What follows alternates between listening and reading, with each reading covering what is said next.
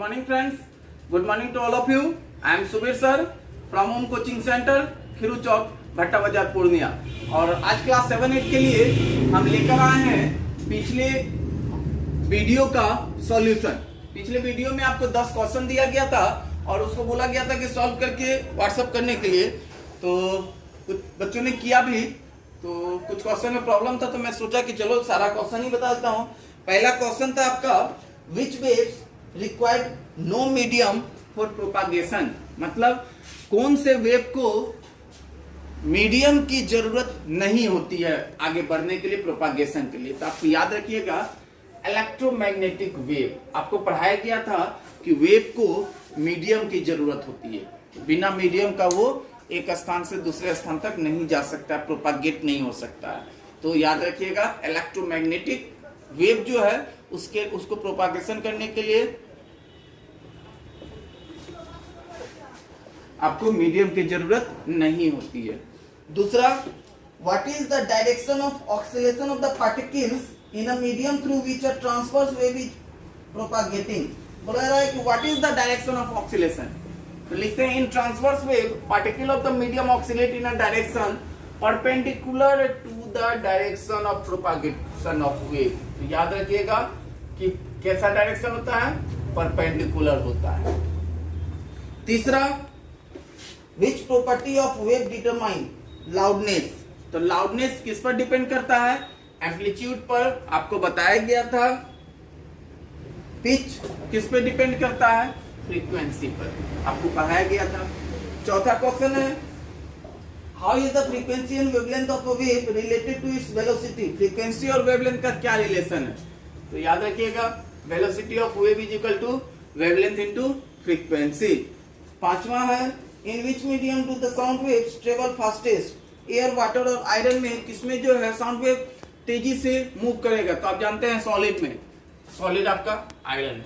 छठा क्वेश्चन है, what is the range of frequency of Audible sound, आपको पता है कि ऑडिबल साउंड जो रेंज है आपका 20 हर्ट्ज से लेकर 20,000 हर्ट्ज होता है। सातवां है कि what is the relationship between frequency and time period, याद रखिएगा टाइम पीरियड जो है वो रेसिप्रोकल ऑफ फ्रीक्वेंसी होता है।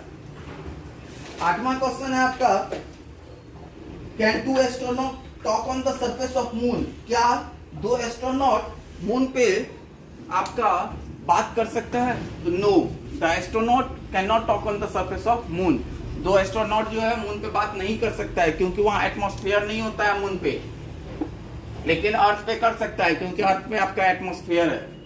और आप जानते हैं कि साउंड को मीडियम की जरूरत होती है।